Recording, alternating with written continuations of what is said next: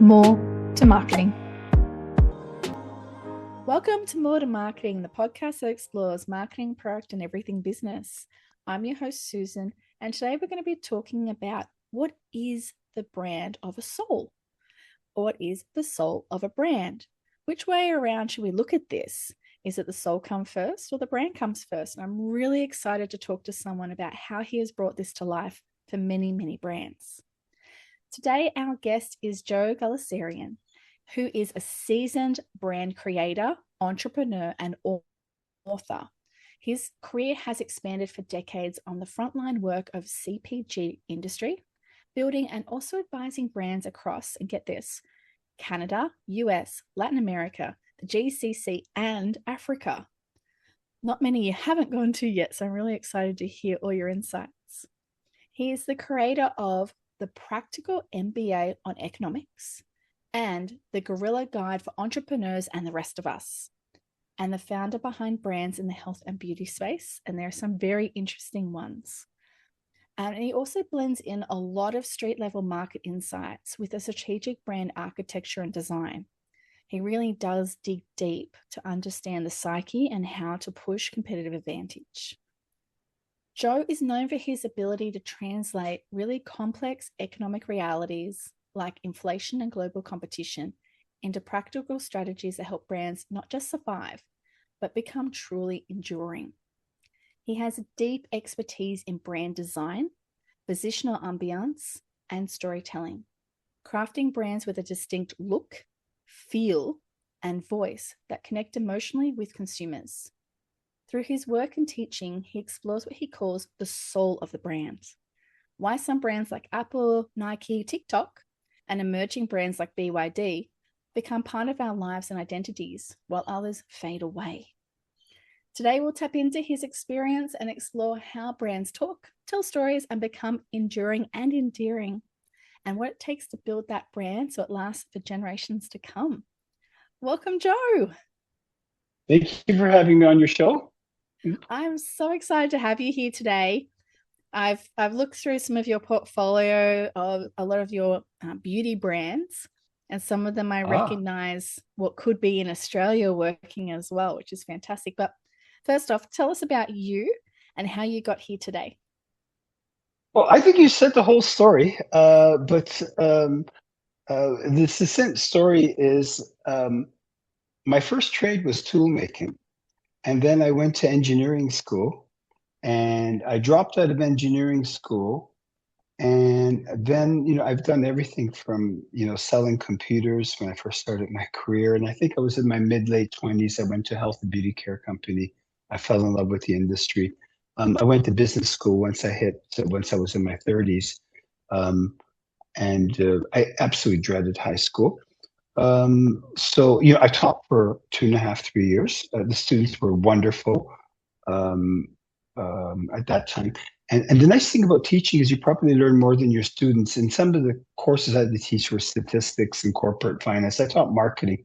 In marketing, you can kind of wing a few things. But, when you're doing mathematical equations, if you lose the confidence of your class, you're cooked. You're done. So that was fun. And I missed the world. And like I said earlier, I want to get back into the sandbox and get scraped and fight and get cuts and, bring bleeding gauze. And it's really hard that, I've lived at the edge of the diving board. And if you ask me to go do something what most people perceive as secure, I really miss I really miss the high, of sitting at the edge of the diving board. There's sharks underneath. I think they have sharks in Australia, don't they? Right? Okay. A lot of sharks. Lots of sharks, or some on land and some are in the water. There's two-legged sharks too, right? Oh, Yeah, definitely. exactly. I've run into lots of those in my lifetime. And so, yeah, so here I am, and I ran into a host of mentors, and one of was the international president of Gillette, and I told you earlier on camera about Revlon, and I walk, ran into a host of mentors, and one helped me. And if you're hustling and so forth, things happen, right? And yeah, so that's the scoop. And I have a great infatuation with technology, IT, artificial intelligence. Yeah, I like all that stuff there, and but I do like brand design, and I like how because brands are how it makes you feel. Mm. And I think that's really key to your differentiation when I was going through and researching you before and seeing how you're pitching the different brands. We're going to talk about them further in the podcast. But I love the words that have been used, like the feel. How does this make you feel by looking at the different aspects of the design itself and all the different components of the feeling to go then and win off a competitor if you've got them right next to each other in a supermarket, for example, on a shelf. And I love that it comes down to that to build a brand because feel for lots of products does make a huge difference for that emotive state for that person when they're in that quick shopping mind. Exactly. And in my case here, I play it's a delicate balance between price and aspiration, right? How can I make somebody feel like they're driving a Maserati and it's a higher end Toyota is what they're actually driving, right? Um, how can I make something feel aspirational? How can I save them money without undressing their sense of self? And that's, I think, the essence of how I think everybody to their own, each to their own, when it comes to working on brands and so on and so forth. I don't think a bottle of shampoo should be $25. I don't think it should be that. I don't think even at popularly priced, and we'll get into some of those too. I've got some brands that I'll discuss with you. I don't think you should be spending $12, $14, right? Because your brand doesn't have sulfate in it. Like the latest boogeyman is sulfate. Um, so I mean, I played that card a fair bit, and now as the economy is contracting, the GDPs are fictitious numbers. Inflation, the CPI are fictitious numbers. The GDP does not measure the not just the quality of life. It doesn't measure the um, what can I say? The human condition, is it improving? That's part of it. The person who created the GDP actually said, and I'm getting a little bit off topic, don't use this. It's not a good barometer. But people in government understand it, and they goose the numbers and believe in it. So yeah, so that's where we are with that. And I've got a whole bunch of, I got all these brands in my head. I've been thinking about them. Most of them I'm quite fluid with them, and I can take you back to 1951 if you want to start there. If you I do. think I think I would love to because I think that might help even answer one of the biggest questions for me is when you actually talk about the soul of a brand, what does that actually mean in practical terms? The endearing affection people have towards the brand. One of them is Apple. It goes from I like Apple more than Android to a form of no, there is no substitute, right? Yeah, There yeah, yeah. is no substitute. Once you've got someone hooked on Apple, we can't have a rational conversation about why it might not be the best technology. It doesn't matter. It's the way it makes me feel. Because I've got an Apple and you don't. Therefore, when I sit at Starbucks or the coolest cafes, I'm not only drinking the coolest latte at overpriced at $6, $7. I've got the coolest iPhone 18 or 19 Pro, right? And I got to look really cool while I'm on my iPhone, you know. And it's the iPhone itself. And you took me a little bit off what I was going to talk about. The iPhone. It's very interesting to look at Apple when you go to Starbucks. Um, and when you go to these cafes and you've got this technology in the laptop, I don't know how to say this on your show. It's become the new in-crowd mating ritual. Mm, That's what it is. That's how like, oh, look how cool I am, right? yeah, And like the guys peacock. do it exactly, absolutely. And you got me about Apple, and so these brands have a soul. They have a sense of what may it be a great musical artist from the classics, but they have a soul in the sense that people become affectionate with it. Um, Years ago in Canada, you might not know this brand on the other side of the pond. You're way across the other side of the pond. But Barbasol is the oldest shaving cream company in America. They started, I believe, the first with aerosols and shave cream. The Barber Blue and White. I'm It's pretty sure that's on Jurassic Park. exactly, now you know what I'm talking about. Well, I Yes. was the Barbasol man in Canada. And we Ah, used to get consumers like men don't talk about men don't go shopping, go, hey Frank, let's go look at some clothing here. And they go through the aisles. No, no, no, no. And they don't go, hey buddy, come on over. Let's go on Amazon and shop for some, really cool socks. No, no, no. Guys don't do it. But they talk computers. In the old days when they understood gasoline engines, they talk that. But when people talk about, I'm going to give you where there's the soul of the brand. When people talk about the shave cream that they use, men, I'm talking men here. This is one of the areas where they um, get emotional. I'd have people saying, where can I get Barbasol in Canada at 70, 75, 50, 40 years old, 38, 40, 39, all kinds of age groups, because I just love the brand, the way it makes me feel.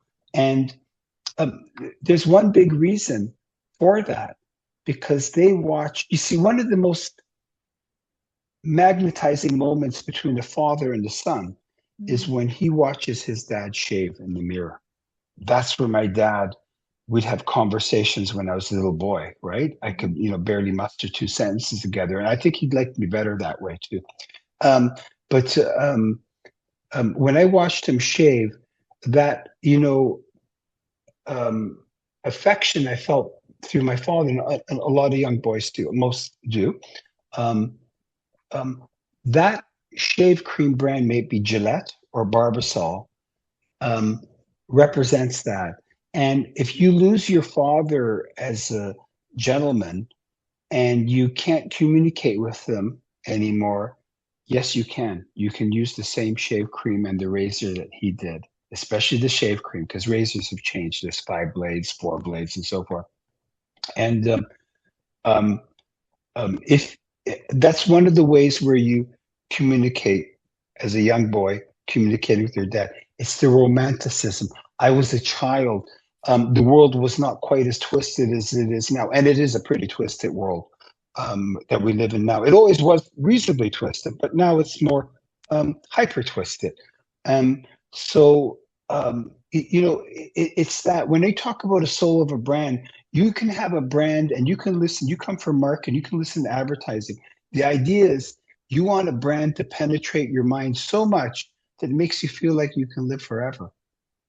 You watch enough, you stay on TikTok long enough. In the old days when they had 5, 6 television channels, um, they want to make you feel like you're gonna live forever. And Mm. and but anyways, I went on about shave cream there, but that's the one area where men actually talk about stuff like that, and it's very hard to switch them on shave creams, and absolutely next to impossible on shave blades. Very important. That's that one area. Now, women, it's a different story. We'll go there if you let me live. No, no, I love that. And I love that there's such a connection to it because it makes complete sense. And it's, again, comes down to that emotive, bringing back a memory. Probably even smell has a lot to do with it too, because I'd assume that Yes, each of the different shaving creams smells slightly different as well with the fragrance put into it. yes, that's somewhat. And then the can itself, that red, Mm. white, and blue. With the Barbasol brand, they just could not get past that, that rough blue collar um, positioning they had. They couldn't go into the gel market. And I think the tagline I had there was, your daddy was a lot smoother than you think. That was one of them I had, And I didn't say that. Uh-oh. Uh-oh. Yeah. So much for shaving cream, and uh, I I designed some razor blades too, but that's another story for another time. And they liked my razor blade designs and so forth. And yeah, that's how that started. And I used to have the licensing rights for that brand for a few years. It's almost disappeared off the Canadian shelves now. Oh, Um, Yeah, it was on there, but that brand and I have parted ways 7, 8 years ago. But I know the shave business, and now you got me on shave. Um, when I had Barbasol, I got approached by Bic, and Bic wanted because they knew I knew shave. Despite of myself, I learned shave, Hmm. and I told you earlier when we were off camera that one of the guys who mentored me was the international president for Schick, and so at that point, I was at a licensing show in New York, and they approached me about me doing a line of shave creams and gels for Bic. And at the end of the day, I was going to take it, but I had a deal with Barbasol. Eventually, I won't go into the details. And Bic is a renowned brand. People know it for pens. Nobody writes as much anymore. I still write, here's my pen. I still occasionally write. But so what happened is when Barbasol and I shifted, like kind of parted ways, when they kind of dropped me for it's a long story, but we parted ways. What happened is I lost a bride and I lost a mistress at the same time. So, but I'm over that now. I'm okay now. Yeah, yeah, there you go. You're all set. Def- But that's what happened. Yeah, and I was going to go to France to meet actually the grandson of the founder of the Big Corporation, and one thing led to another. And should have I or should I have not? And I could have sent that into the GCC and other areas of the world, right? And we were in Latin America. I had this guy who helped me in there a fair bit, and we're just trying to rebuild all that. After COVID, Peru just shut right down, Mm. and yeah. So, anyways, we really spent a lot of time on shave products, but I'll give you now. Can we go to 1951, 49, Let's 51? go there. Let's Milton jump back Berle. in. There was three shows: Ed Sullivan, Milton Berle, all the soap operas. So the soap operas come from P&G and the soaps, right? Of that era. It's before my time, but there Literally the was people around. soapbox. Exactly, the soapbox. But the first real synthetic commercial laundry brand was Tide, and Mm. Tide was promoted on the on. So back then, if you had one show like the Ed Sullivan Show, you had one promoter all day long. This is the early 50s. Um, so what happened is Tide eventually became one of these brands that Tide is not sexy, but it's solid, it's trustworthy, It's practical. mom, practical, it's riskless. So, and the other thing is the other incredible thing with Tide is the colors of the orange and so forth combined with a little bit of gray. If you try to even come near those colors, you're going to get a truckload of attorney papers thrown at you. So, they own the brand dress, so you can't come close. Mm. You got to be careful coming close with Coca-Cola too. So, anyways, um, the Thai brand has its brand dress. It's reduction of risk. It's gone through maybe 4 to 5 generations of women passing it on to other women, right? So even as a man, if I come home and I don't know what laundry detergent my wife uses, if I bring home Tide, I get to live to fight another day. So true. You at Yeah, least yeah, recognize true, right? colors. If you don't Yeah, remember the name, at least the colors yeah, hopefully jog a memory. yeah. Yeah, she'll say, you don't listen. Yeah, but that she understands. But can't you even see? Well, I can see. Yeah. And so, no, but in all seriousness, though, it's just a reduction. And when I was single, I used Tide. You can have, some other ones. I forgot the one in Mexico. It's just eluding me, but they have Procter and Gamble has another brand in Mexico, but it doesn't lather as high. The soap, the foam, and we like to have high foam. No high foam, that means it's not cleaning properly. Um, so back then, so I forgot the name of it, but it'll come to me because I worked in LA for a while. I remember the Mexican brands when I worked there, which is another story. Um, but yeah, so Tide is one of those brands. Again, it's very not funky, not cool. It reduces risk. Just like if I told you, how do you reduce risk if you want to buy a car? I'll show you how. Buy a Honda Civic or buy a Honda Accord or buy a Camry, right? Mm. And you reduce risk. Your accountant side comes into there, right? This is not the car that you hang out and be really cool with your buddies. This is a car where that's the price. If I change the oil, I can drive this car for 300,000 kilometers, right? Now, I'm sure your American listeners are trying to figure out what's kilometers. Is that a new hip hop song or something like that? Um, but in I shouldn't say that. That's mean. That was terrible. I should be banned for that. But in all seriousness, it's not funky. Mm. Camry's not funky, but it reduces risk. But if we go to other brands and we really think about them, we went through Apple, and Apple is cool. It's part of the techno culture. It's part of the social media. It's part of being absolutely cool. But what is TikTok about? Well, TikTok's the most addictive thing that I've Mm. thought of. It's banned in China for good reason. Um, um, but TikTok is ultra cutting edge cool. It's too cool for parents to even get anywhere involved on, right? Um, if they hear any young person turns around and you tell them, well, I'm on Facebook, they know that you're out of it by then. You're kind of, the train's passed, right? Um, but TikTok is very hip, cool, cutting edge, cool. It's intertwined with the hip hop culture, if you will, or and that kind of music, and it's really bringing out a really like it's so addictive. I had it on my phone for 2 days. I deleted it, the app. I really realized it because everybody's talking about their lives and it just outward narcissism, right? Look, I got news for the world. Um, I got news for me. I got news for everybody. Your opinion doesn't really matter, and you'll see it clearly if you go into the galaxy. Look back at the Earth and look back, and I don't mean that in a disrespectful way. You look back at the Earth, you look at the temporariness of life, and you look at how small we are in the galaxy, how micro bazillion tiny, how small we are on the Earth, Mm. and to sit there and espouse yourself on TikTok. Um, but don't tell anybody it doesn't matter. They're sitting there changing the world, right?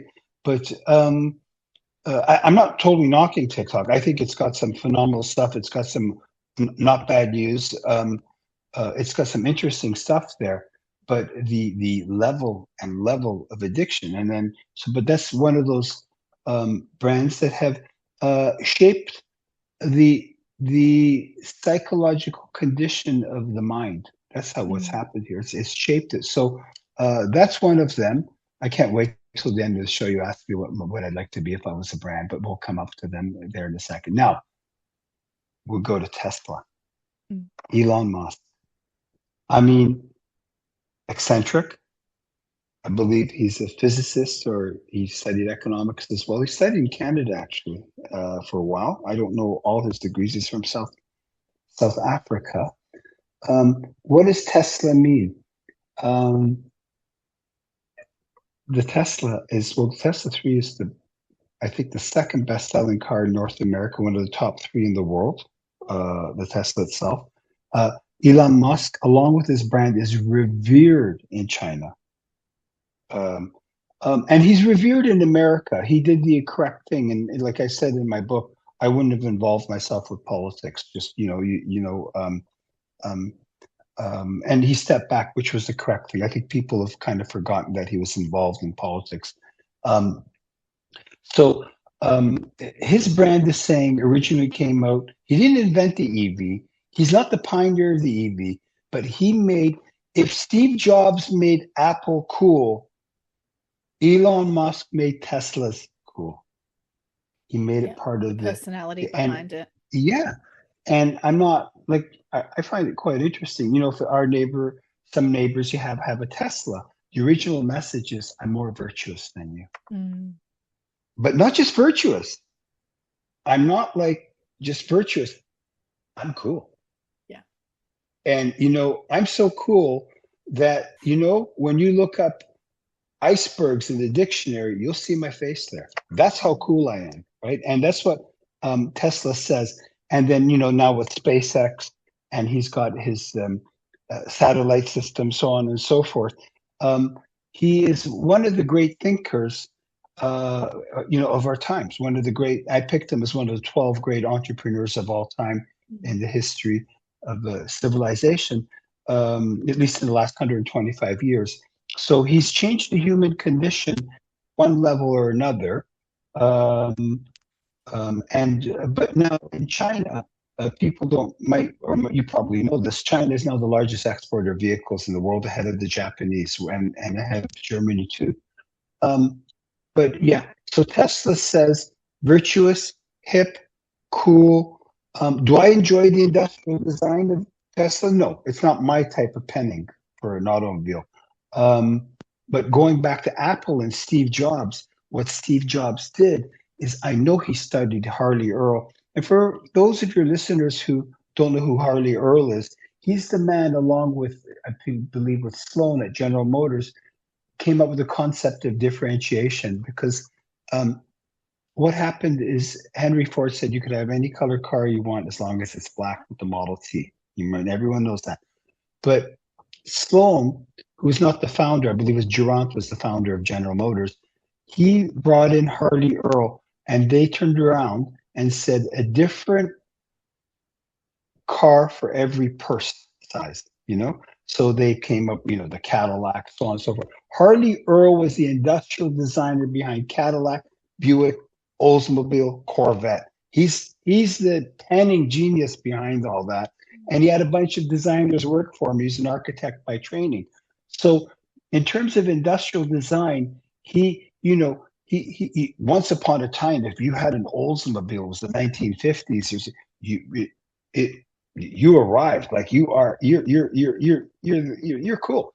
So what Steve Jobs did is he says, look, you can maybe close the gap on technology, but I will put a design, and he is the man who made industrial design as it applies to high technology ultra cool.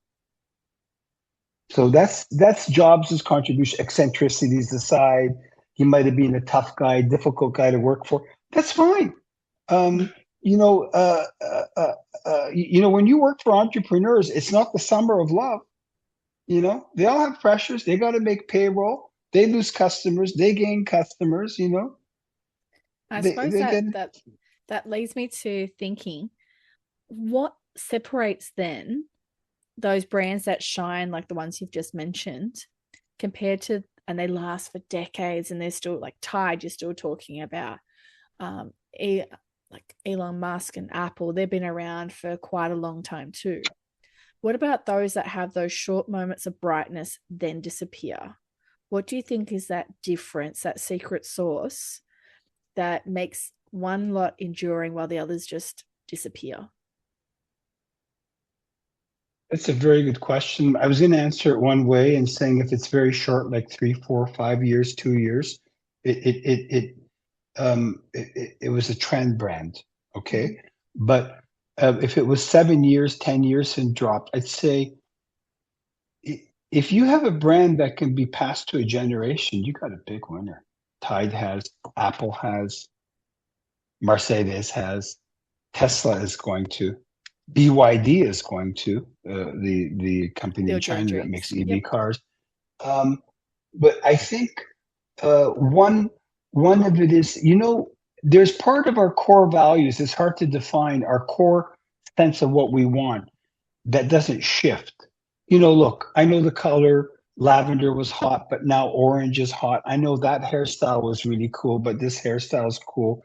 I know for a while, pardon me, men were having goatees. Now they do, now they don't. I get that part, but your core, how how it connects with me, my core sense doesn't shift. If your brand can go there and at the same time be a lot trendy, I think you'll be able to hold. If you can hold them from one to the other, you're doing quite well. I know in one of my shampoo brands, I'm starting to get emails. I brought in a new retailer. I'm starting to get emails saying, where can I find it? Where can I find, and I'm getting emails. We put into a retailer, I won't mention the names, and they're doing very well because this retailer is carrying all the SKUs and they're just doing very, very well. People call and go, it's the only, like this one man called, my daughter goes swimming. It's the only one that works on her hair after chlorine. I gotta be honest. I never thought about that when I spoke to the formulator, right? If it works, it works. But people get affectionate. And the other thing I want to tell you is, you want to make people become adore your brand, affectionate towards it. Can't live Quintessentially without is it. part of my life experience. Um, I don't know how to say this, but I will say it.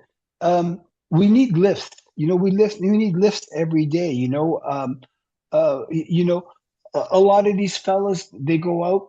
They might be with their wives. They might be with their girlfriend, significant other, and their significant other goes shoe shopping. They don't understand what shoes do for women. They don't understand that. They don't understand the psyche behind it. They go, well, I'll sit outside in the shopping mall or whatever, and it's an event. It's a ritual. Um, and if you can turn your brand into an event, and they become affectionate towards it, they start adoring it. They start even going, you know what?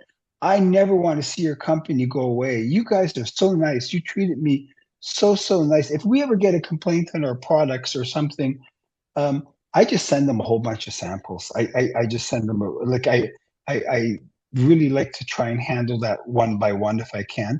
Um, so we do stuff like that. Um, so yeah, I hope I answered that question. I gave you the long and winding answer, but No, I love it. I think you've also touched on the next thing I'd love to learn from you, because you've done so many brands. You do a lot of competitor brands as well, where you go in and try and show that you can do it in a better, lower cost way, but have a better product at the same time. That makes you feel great. But what comes first when you're designing these new brands? Is it the look and feel? Do you do a story? Is it the visuals, or is it what the customers have said that they need? How do you go about actually designing these so that you know it will get that cut through from your experience? well, it's a very good point. In the old days, you go, well, what's a customer need? We go, well, we have to give them what they need, but they don't know what they need. And I don't mean that in an arrogant way. I didn't know that I needed an EV car. Um, I didn't know that I needed, like 30 years, 20 years ago, I didn't know that I needed a device in my hand to totally destroy my sense of focus, but I needed And that, self esteem. you know? Exactly. Yeah, I'm suffering from that too. Um, um, but again, when I just want to hold my focus on your question there, and your question then goes, how do you design it backwards? You want a great name. You want it short and catchy. I'm going to give you one that I did. Okay. We have one that we want to. I'm going to go to Native and I'm going to go to Monday, right? And I don't. Is Monday available wide in Australia? Monday, yes. And Native, is that widely available in I Down don't Under? know. I don't know if Okay. native is, but Monday Native definitely is. is sulfate free. Okay. It's they're all paraban free. Paraban hasn't been used since Chubby Checker did the twist. Okay, like and I'm being facetious here, but let's go to Monday. What's Monday saying? Um, Monday is turning around, and these young girls go, "Oh no, the most depressing thing is going back to work Monday so you can work." And oh, my boss, I hate my boss, and I got my paycheck on Friday, and the government using it like an ATM machine, they took 30-40% of my money. This happens in Canada. They don't care, right? But but if but in essence, Monday is designed. It took me a while, and after you were so kind to have me on your show, what does Monday do? Monday is it's a good product, but what it is, it's a cure for Monday morning depression, going back to work.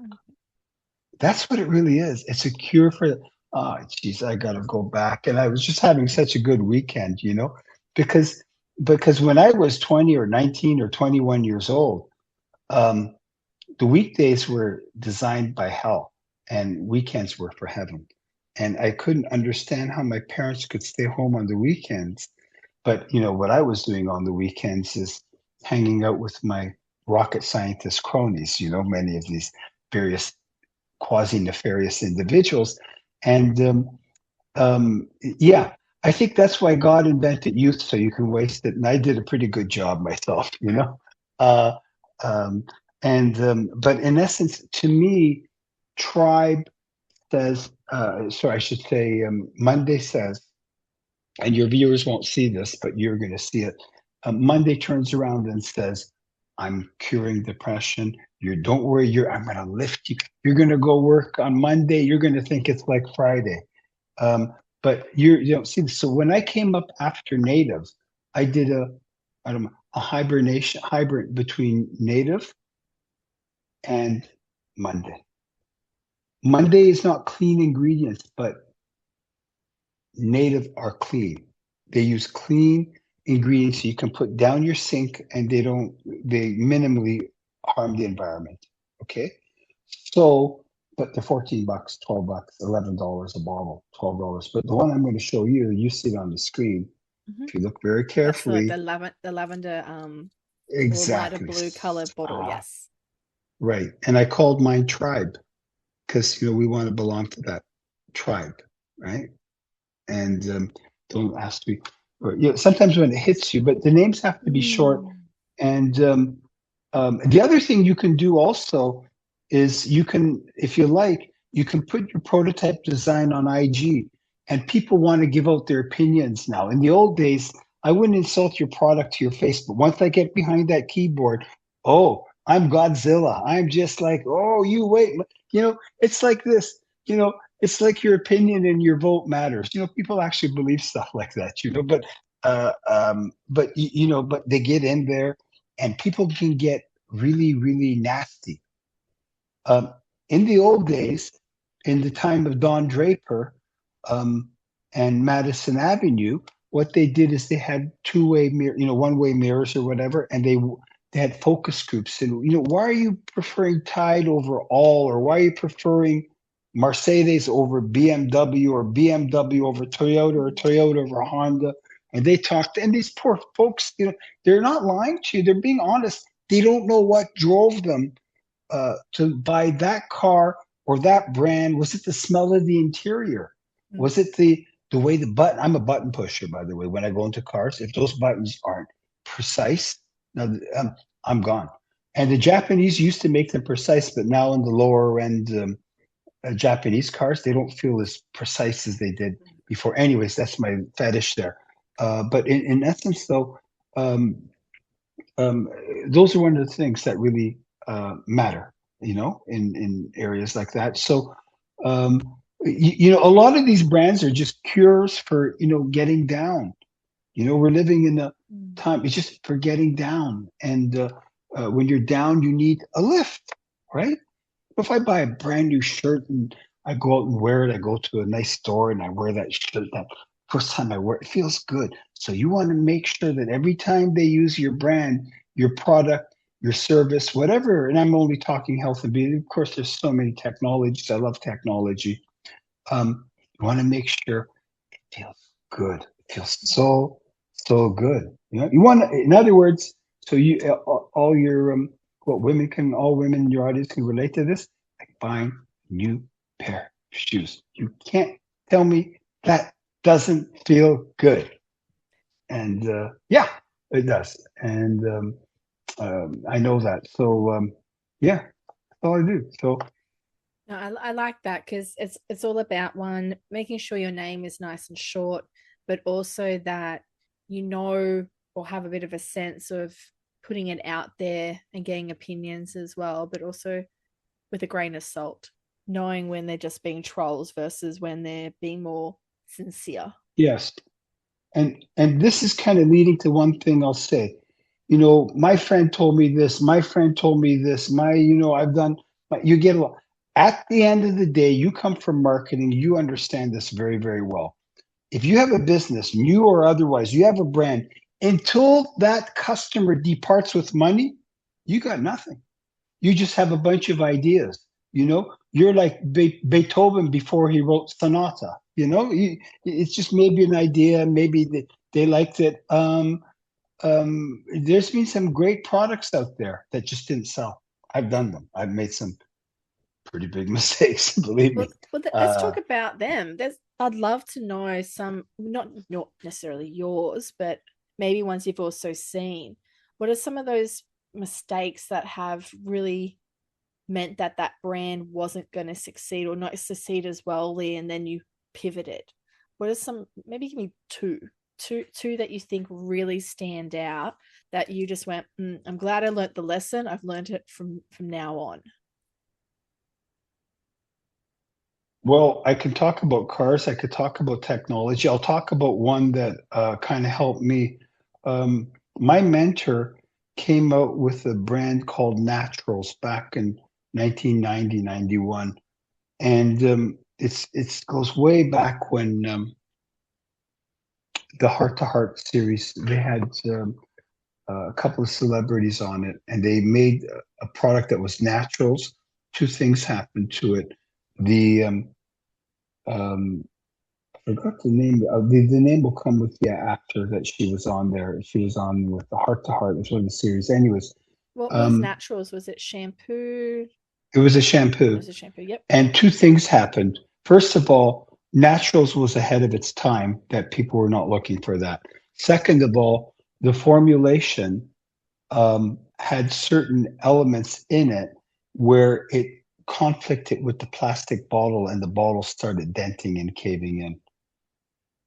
And I moved a lot of that out. Um, I moved a lot of that out. In fact, that's what I did. My early career is I bought clearances of health and beauty care companies.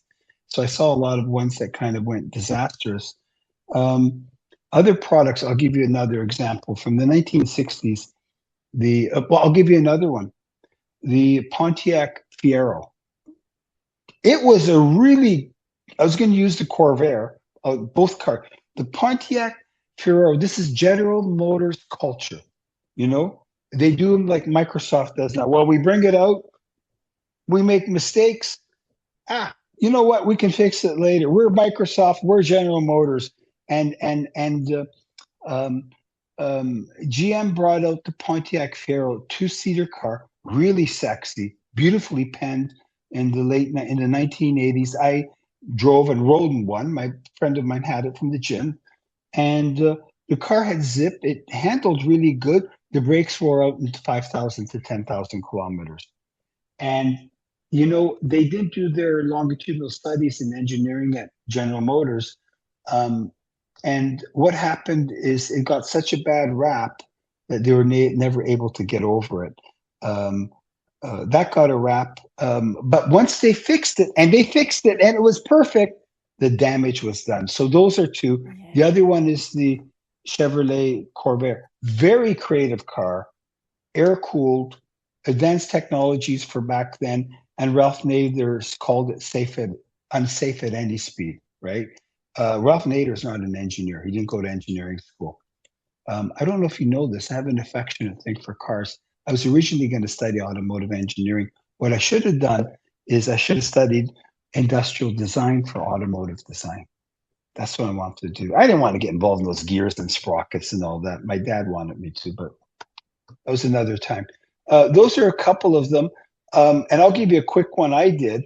I created a shampoo brand and I did sell it off eventually. Um, if you had blonde hair, you use this brand. If you had brunette hair, you use this particular SKU. And then if you had, black hair, you use this one. Red hair, you use this one. It was so I overcomplicate. I was on a roll. I was doing well, and it's like a boxer who's doing so well, and then they get punched in the mouth, and the whole momentum of the fights changes. Or a sports team. It happens in sports all the time, in life all the time, in business. When you're on a roll, things happen. Like you can't do no. You've got the Midas touch, and then when you're hot, you're hot. When you're not, you're not. That's a real psychological condition. It. I got so It's called strategic inertia. I did what I did. I can do anything. It's going to work. And it flopped so bad. I spent 100 and something on molds, caps, bottles, designs. I had all kinds of stuff. Um, and one of my buyers, he was an old school guy. He goes, "I'm not buying it. It's not going to sell." And I should have listened to him. He was right. I was wrong. Interesting, because I don't know how long ago that was. I feel that's quite popular here in Australia for Yes, the purple shampoo for blondes, ones that are targeted more for brunettes and reds. So how long you're ago right. was that? Or was it before its time maybe? I did this 14, 15 years ago. So maybe it was It before was a its good time. 15 years. And the formulations itself, it's not for one color. It's the same formula. It just illuminates your hair and you think your blonde looks better, your brunettes look better. It's abracadabra. Just makes you feel good. You know, like the best formulators, I go, "Can you make this your hair do this?" Do He goes, "Yes, if you believe it, we can make it happen," right? Like he was kind of laughing at me. Um, but I met some pretty eccentric formulators. But I think I ended up working in health and beauty care. I think I wanted to design sports cars or fast four-door sedans, which we're going to get to because I know you're going to maybe ask me and I'll what do other that. brand you want to talk about. Let's do Yeah, that now. Let's do that you're now. going to do that now. Right now. Right now. Let's do If it. I was a brand, okay, if I was a brand, let me tell you, and I've gone to their factory.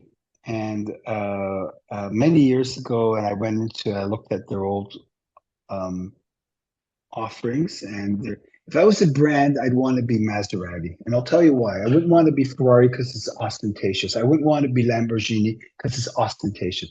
I'd like to be Maserati because of the cool, clean lines. I'd like to be Maserati because it's understated.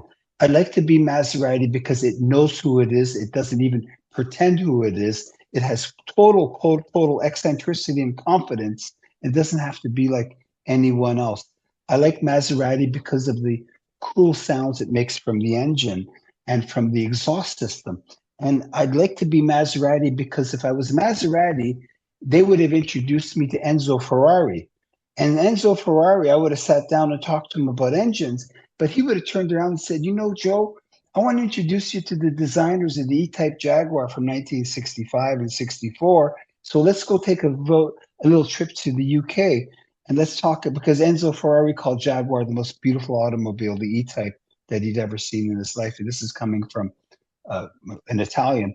And I'd like to be Maserati because I would probably have tea with in the Jaguar design department. I'd have croissants with peanut farina to design the bodyworks, and I'd have a strong Italian coffee with Enzo Ferrari and hang out with all these dudes. And I just be in heaven. Yeah, there you go. I love it. I love that you've gone back through history with it as well. So you can fully Yeah, experience and immerse in that brand's soul too. I love it. yeah, beautiful cars. And I went to their factory, and my wife is fluent in Italian. It's one of the languages she speaks, and they showed some of the old cars, and then they showed some of the processes how they made them. But I understand manufacturing systems from when I Mm, worked in plants and stuff like that from my dad. And amazing. yeah, I don't know how I ended up here. I was originally when I first went to college and I took some industrial courses. I was programming some of the older robots and so on and so forth, the manufacturing robots. And that's another story. But there you go. Fantastic. And I will end it like this on Maserati. So I was going to get a used. This is back in 1989, and I was pretty close with my dad after I grew up, right? Um, and it's worth a story. I go, "Dad, I found a 1988 Maserati bi-turbo." I go, "Pa, I can pick it up used, right? For 23." I was doing okay. I had some money. I go, "Dad, I can pick it up for $23,000. I go, look at the lines. Look at the beauty, Dad. It looks beautiful." He goes, "Son," he goes, "put the Maserati there." I go, "Yeah." He goes, "Then you pile up $23,000 beside it. You tell your father what looks more beautiful. You tell me." He made the decision for me. it was funny. I couldn't argue with him. He was probably right. And That's a good way to anyways, look at it. that's how we looked at it. He was a really simple but very intelligent man who could Yep. see through things. And yeah, anyways, thanks for the Fantastic. therapy. No, thank you so much for sharing that. I really appreciate it. Right now, I'm just going to do a recap of everything that I took down and think is really important to share, and then I'll let you add some Okay. added bits to the end of it. So, today we were talking all about what is the soul of a brand? Does a brand even have a soul? And after discussing with Joe, there definitely is one, because that is that feeling you get when you either love it or maybe even really hate something, because you have a feeling associated with it. It helps you also when a brand has a great soul and you've got that connection. It helps it feel more aspirational when you have it, when you've got it in your hands as well. You want to get there, like you might want to save the latest Apple, and then all of a sudden you have it. You're aspiring for it. You want it so badly. It has this mind of its own where it can stay with you forever and make you feel like you're a piece of it with it. And that's the exciting part, because it's really endearing that affection for people to have on that brand. You have to like it. There is no substitute. You must have that piece. You must have that item with you or be in that car, whatever it is. And it becomes an extension of yourself by having it, because that's how you want to be perceived by having it as well. And then you will search for it. If you can't find it and you know you have to have that because you've got such an affinity, such a connection to that brand, because that brand has such a soul to you, you will hunt it down. And there are many ways that this comes about. It can be just natural over time, it's intrinsically built into you, like the example of something that's a bit more low risk, like Tide.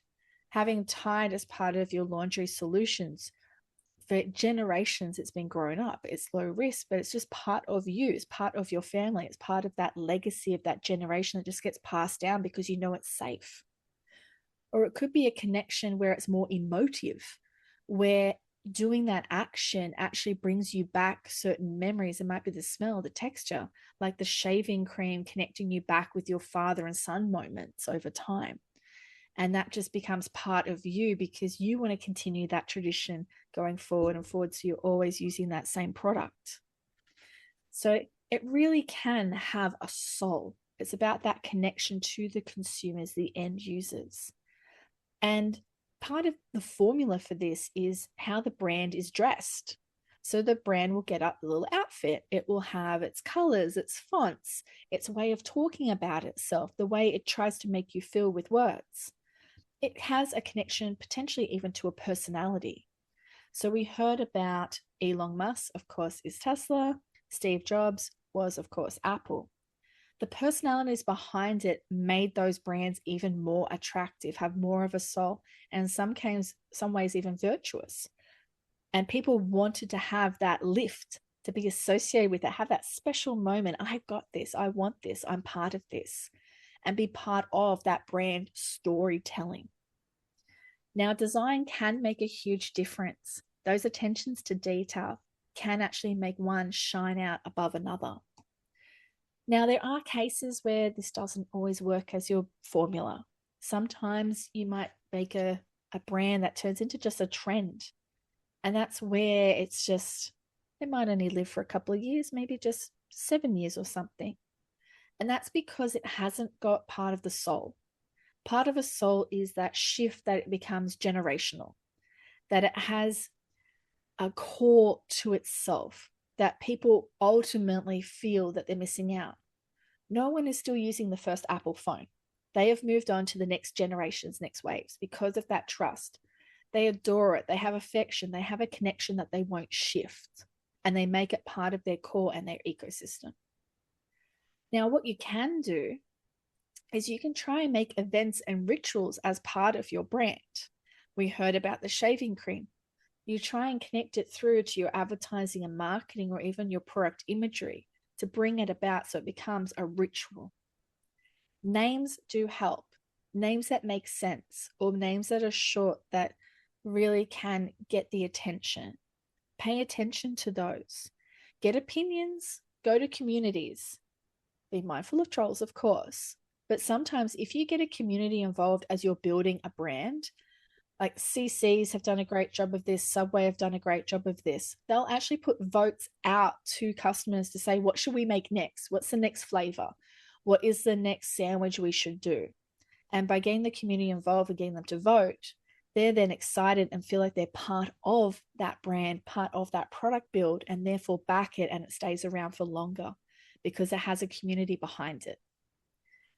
But like all good products and brands, you do need to have something to solve, and you do have to make everyone feel good as well for it to have that long lasting appeal.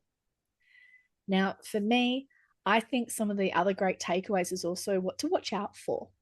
So when you're building these products, yes, you can quickly get them out and do iterations, but sometimes those iterations can kill you. For example, if you're a car and the brakes don't work for long enough and they're very costly to change out, that will have a negative word of mouth, a negative brand reputation to it. There are certain things that you shouldn't compromise on, like safety. Other ones could be you need to investigate more about the ingredients to ensure that when you're putting it into a certain bottle type, that it will actually be able to stay in that bottle for the period of time you need to for a beauty product, for example. So it might be going, okay, is it plastic or is it glass? Is it something else? What is it? We want it to stay around for longer because, again, if you've got a brand and you're building it and you want to have a certain price point, the last thing you want to do is put it on a shelf where it's reduced significantly to get rid of it because they're worried about it blowing out or whatever it might be. Ultimately, the soul of the brand is extremely important. You need to put time, effort, and energy into it. It isn't a stop and forget. You want it to be around for generations to come. And that comes from really making endearing and part of everyone's everyday life where possible. How'd I go, Joe? You're hired. I couldn't have said it better myself. I like that. That's pretty good. That's pretty good. Very, very good summary. Yeah, yeah, yeah, yeah. So, What would you like to yeah. add? Well, um, we're living in a world that's so connected, yet people are so lonely. And just like when I grew up, we had certain celebrities that the bands when I was growing up were like all the gods. But if somehow you're able to lift something and you watch some of these celebrities from Rihanna to Bruno Mars to Taylor Swift, the whole gang of them, and you see something in their act that you can for free extrapolate and build into your brand, and people will get what you did, and you pick that up for free. And I'm giving you a very abstract thing. Um, you could do quite well. I just thought of that when we're talking. I just thought of it because now you really got me, worked up in a lather. Um, but and again, I'm probably repeating myself here. Um, people want to be hip. They want to be, especially youth, cutting edge, cool. They're at that age. But again, what you'll know that you did well, that what you conceived goes on the shelf or on Amazon or online or however you're selling it. Wow. And you go, you know what? My mind is now connected to the marketplace. And I Mm. can't tell you how that makes you feel. I've had some good ones and I've had some bad ones. And yeah, yeah. So we make some mistakes and, you go up the learning curve. And yeah, that's about the scoop there. Yeah, those are my final words. Fantastic. Thank you so, so much. I've had such a great time talking with you today about what is the soul of a brand, if there is one. Now, I want everyone to be able to connect with you. So I do have a whole pile of different connections in the show notes. But Joe, tell us how they can connect with you and also tell them a bit about your books. Well, they can connect with me on LinkedIn is the best way. I'm also on Instagram. I use my Joe Gulesserian. On LinkedIn, um, I'm on there. I kind of hang out at LinkedIn a fair bit. So about my book, the last one is called The Guerrilla Guide for Entrepreneurs, the one I brought out early this year. And it goes everywhere from the first chapter was the history of the pioneer versus the emulator, who wins, who loses. And I took 120 years right up to this date. I won't give the answer, the 12 greatest entrepreneurs of all time. I wrote a chapter on using artificial intelligence for competitive advantage. And I actually wrote a chapter on design and like getting a feel. And at the end of the book, I wrote a chapter on the future of business. What's it going to look like in 5, 10, 15, 20, 25 years? What's AI going to give? What's it going to take? And stuff like that. We're going to live in tumultuous times. And the book before then was The Practical MBA on Economics. I would change a lot of things now. Yeah, so there you go. There's lots of spills, thrills, and chills, either with me or my books. And you're welcome to purchase a book, read a book, and then feel free to call me names. It's okay. Fantastic. No, thank you so much. I'll make sure all of those links are in the show notes. Thank you so much again, Joe. It's been a pleasure having you on here and learning all about your experiences. I know we only touched the surface, like literally like an iceberg. That very, very tip, I think, is all we got to talk about today. It was lots of fun. It was just a really nice conversation with you. I most enjoyed it, and I really thank you sincerely for having me on your show. Thank you. Now, everyone else, don't forget to add more to marketing to your playlist so you don't miss out on future fabulous guests. More to marketing.